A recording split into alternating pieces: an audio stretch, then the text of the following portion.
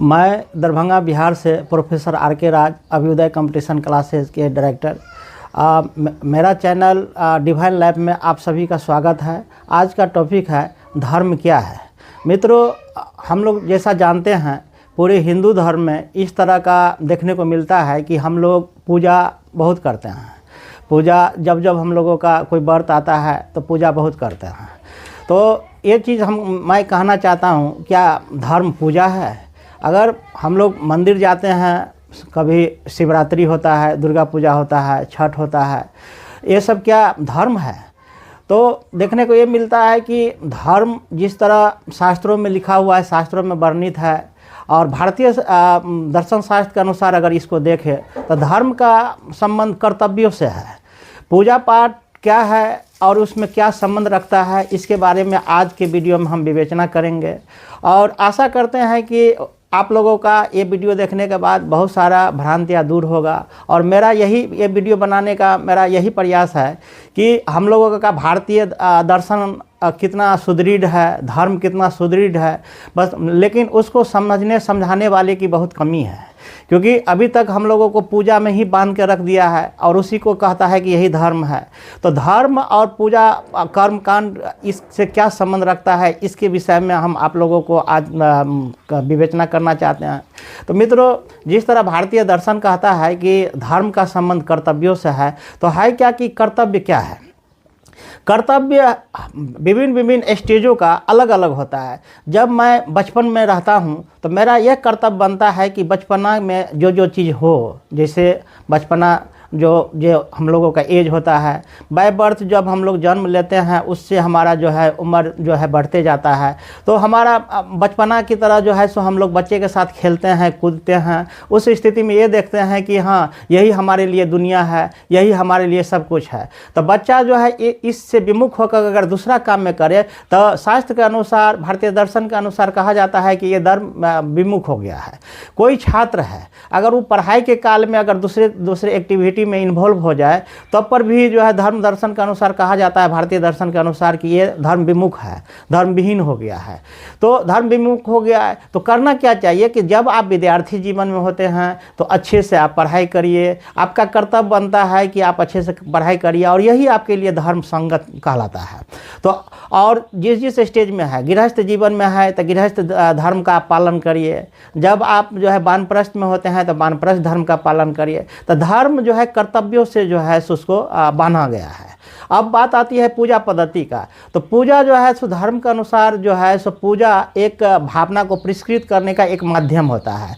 जैसे आप देखे होंगे कि जब आप मंदिर जाते होंगे तो देखते होंगे कि उसमें जो लगा देवी देवताएं हैं वो बहुत सुंदर होती हैं, बहुत कम एज की होती है, 16 साल के देखने को मिलती है। कि हमारा भावना इस तरह जो है पवित्र बन जाए कि संसार में जितने भी जो है सो माँ बेटी है उनको भी जो है सो माता के स्वरूप में हम लोग देखें। इसलिए ऋषि मुनि ने मंदिरों का जो आविष्कार किया था वो बहुत साइंटिफिक तरीका से किया था, ताकि हमारा भावना पवित्र हो और उस भावना के आधार पर जो है सो हम लोगों के जीवन में इस तरह का परिवर्तन आए, जीवन इस तरह का बने। हमारा जीवन की जो पद्धति है वो शास्त्र सम्मत है। उस आधार पर हम लोग ये कह सकते हैं कि मंदिर की स्थापना जो है सो ऋषि मुनि ने बड़ा तर्कसंगत रूप से किया था। लेकिन इस चीज़ को जब हमारा जनरेशन जब आगे बढ़ा तो बहुत आदमी उसको दिशाबोध देने के लिए जो है सो तैयार नहीं हुआ। और जिस पद्धति में हम लोग जा रहे हैं, साल में जो है सो सावन का महीना आता है, हम लोग बहुत जो है सो वहाँ झारखंड में जो है देवनगरी है, बाबा धाम है, उसमें जाने को होड़ लगाता है। जाना कोई मना नहीं है, लेकिन इस तरह आप जो है अंधविश्वास के साथ जब वहाँ जाते हैं तो इसका लाभ आप नहीं ले पाते हैं। आप पूजा करिए, पूजा करना मना नहीं है, पूजा एक अच्छी पद्धति है। क्योंकि पूजा नहीं करेंगे तो उसका जो है सो आप के भावना पवित्र नहीं होगा, क्योंकि पूजा की एक पद्धति है। क्योंकि जब आप मंदिर जाते हैं तो इस भावना के साथ जाते हैं कि हमारा मन पवित्र हो। जब आप फूल चढ़ाते हैं तो फूल चढ़ाने का साइंटिफिक रीज़न ये है कि फूल की तरह आपका जीवन सुगंधित हो, इसलिए आप फूल देवी देवता पर चढ़ाते हैं। मिष्ठान चढ़ाने का मेन उद्देश्य ये होता है कि मिष्ठान की तरह आपका जो है जीवन मधुरमय हो, आपका संबंध दूसरे के साथ, एक दूसरे के साथ, पति पत्नी के साथ, भाई बहन के साथ मधुर हो, समाज के साथ, सभी व्यक्तियों के साथ मधुर हो। लेकिन ये ये सब विषय हम लोगों को कोई चर्चा करने वाला नहीं है। इसलिए हम लोग अंध भक्तों में बहुत पड़ जाते हैं।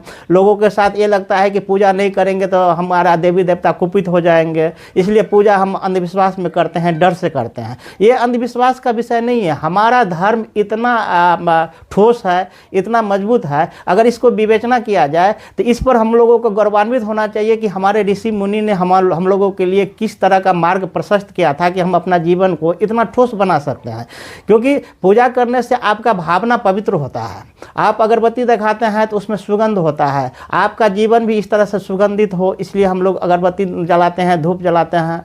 और हमारे पूजा के प्रति वहाँ जो देवी देवता होते हैं उनको बहुत सुंदर जो है ऋषि मुनि ने दर्शाया है, ताकि आपको ये लगे कि जिस तरह इनमें संबंध है उसी तरह आप अपना पारिवारिक संबंध को रखिए, अपना सामाजिक संबंध को रखिए। इस तरह का जो है मंदिर का निर्माण किया गया है।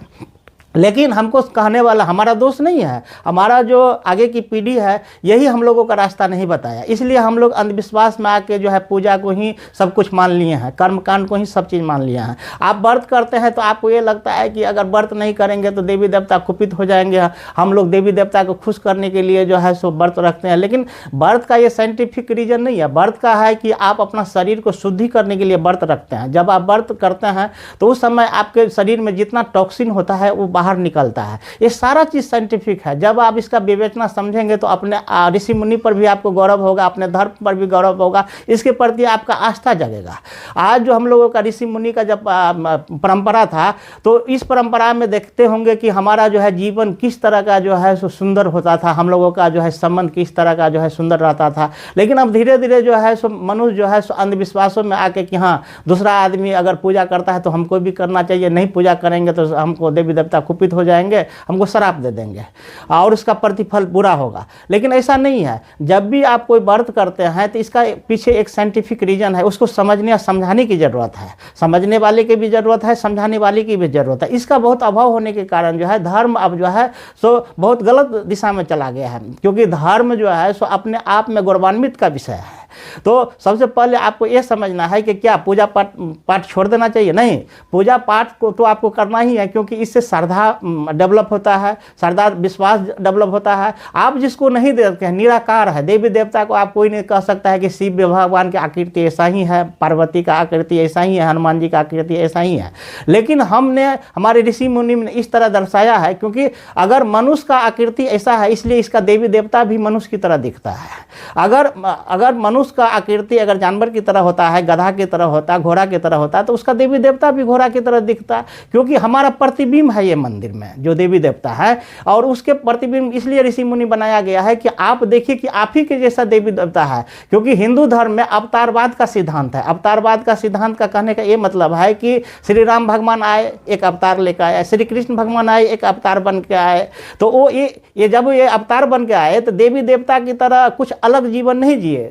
जो भी इनके बारे में जानते होंगे और नहीं भी जानते होंगे तो इनका जीवन जब आप देखेंगे महाभारत के पृष्ठभूमि से, रामायण के पृष्ठभूमि से, तो आप देखे होंगे कि एक सामान्य व्यक्ति की तरह ही ये रहते थे। बाल्यावस्था जब श्री कृष्ण भगवान को हुआ तो सामान्य बच्चे की तरह वो खेलते थे। राम भगवान का भी जो है सामान्य अवस्था था, उनको भी राम भगवान का कर्म का ही भोग मिलता, जो 14 वर्ष के लिए वनवास गए थे।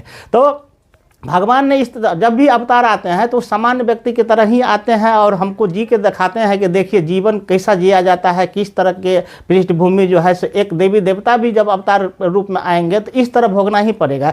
इसलिए आप जो है अंधविश्वास में नहीं रहिए कि कोई देवी देवता जो है ये छू मंत्र करेगा और हम इस तरह का काम कर लेंगे जो अजूबा दिखेगा। नहीं, सामान्य अवस्था में ही रह के जो है इस संसार में आप जी सकते हैं, रह सकते हैं। तो हमारा विवेचना और हमारा विवेकपूर्ण बात ये होना चाहिए कि हमको जो है सो किसी तरह का अंधविश्वासों में नहीं पड़ना चाहिए। अपने आप पर जितना आप विश्वास करेंगे, अंदर में ही परमात्मा का निवास है। कहता है कि आत्मा और परमात्मा, आत्मा वही है जो परमात्मा का एक अंश होता है, जो परमात्मा है वही आत्मा है। तो हम लोग हर व्यक्ति में एक आत्मा का अंश है, जब तक जीवित रहते हैं तो आत्मा का ही इसमें जो है अंश रहता है, और आत्मा होने के कारण हमारा शुद्धि सब कुछ है। तो कर्म के कारण हम लोग अपना अपना जो है प्रारब्ध को भोगते हैं। प्रारब्ध का मतलब है कि पिछले जन्म का जो भी आपका कर्म है वो आपके इस नए जीवन में प्रवेश करता है, और उसके अनुसार ही आपको जीवन जो है सुयापन होने लगता है। तो आपको लगता है कि कोई आदमी इतना खराब कर्म करते हुए भी इसको सफलता मिलता है, और हम अच्छा कर्म करते हैं तो हमारा सफलता नहीं मिलता है।